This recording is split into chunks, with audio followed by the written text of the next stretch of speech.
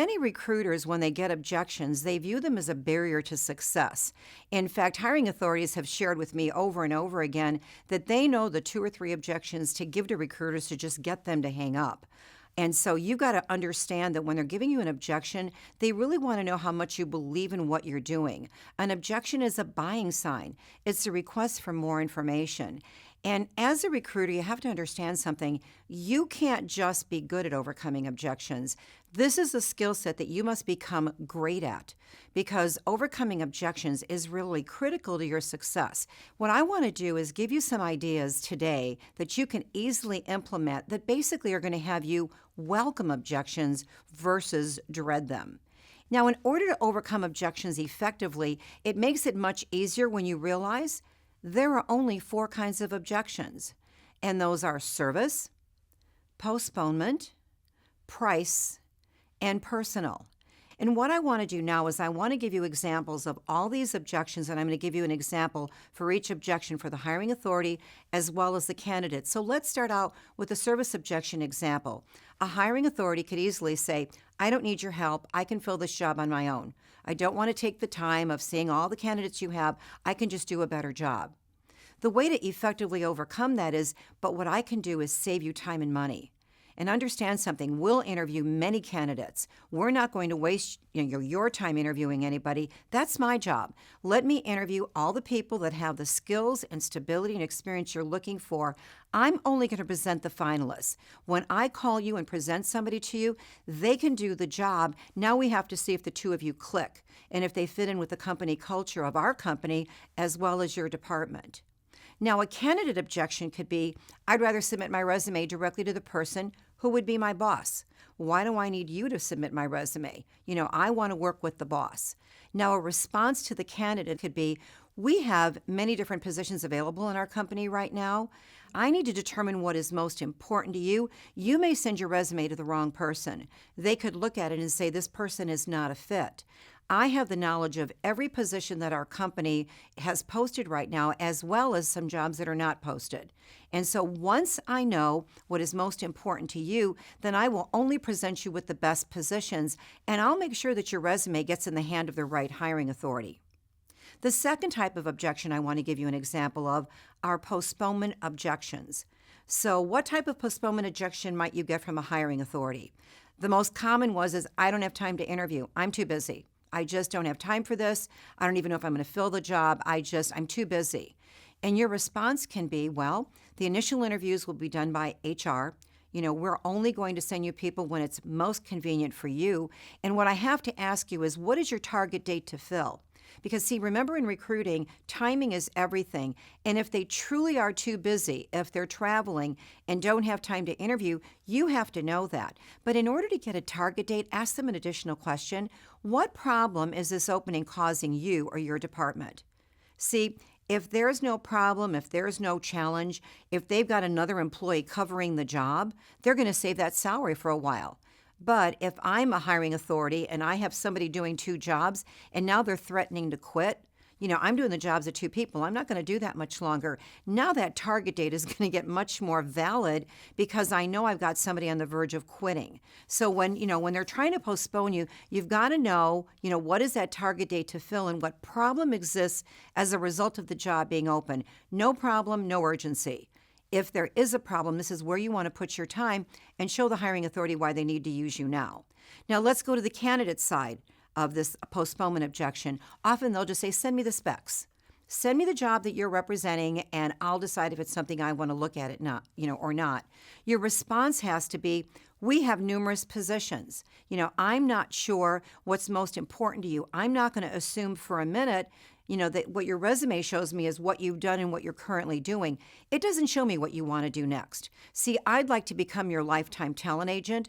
I'd love to help you get to where you want to be in 5 years, but I don't know what position is going to lead you up to that. So once I find out what's most important to you, then we'll know what job to key in on rather than just sending you specs. Now let's go to price objection examples, which is the third type of objection. A hiring authority could say, you know what? I'm not going to use you because every candidate you present to me is at the top of our salary range. And quite frankly, I can do better on my own. I can find people that aren't making as much money.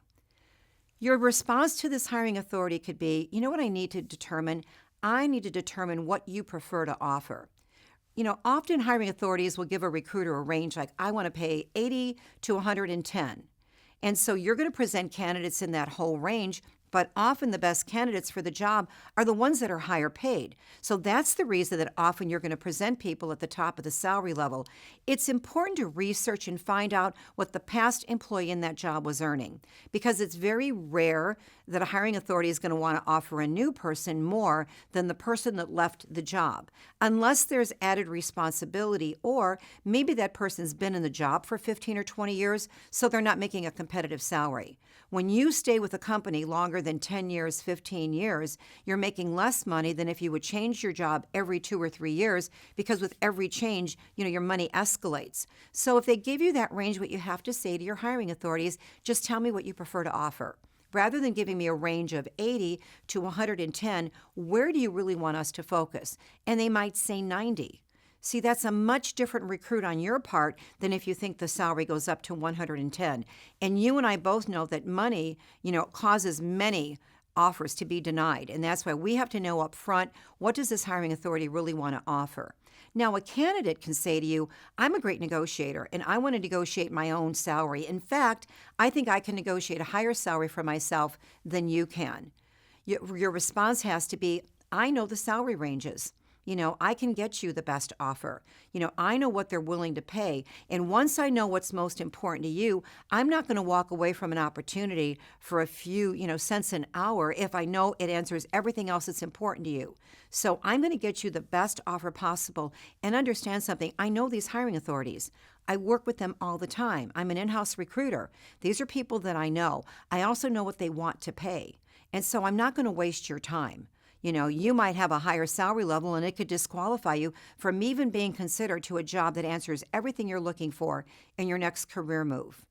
Let's move lastly to personal objections. And these are the toughest because, again, these are directed at you or what you've done. A hiring authority can say, you didn't fill my last 2 requisitions. Why should I use you? You're not giving me results. I feel you're a waste of my time. Your response could be, well, the last time we worked on requisitions, you were very close to a hire. We got in at the end of the recruit. Now we're in at the beginning. And once I know exactly what's most important to you, we will provide you with results. We're going to focus on this. Your requisitions are going to become a priority. And if I run into any problems at all surfacing talent, I'm going to give you an update every Friday on everybody we've interviewed, what we're finding in the marketplace, so that you've got feedback that can help me fine-tune my search efforts.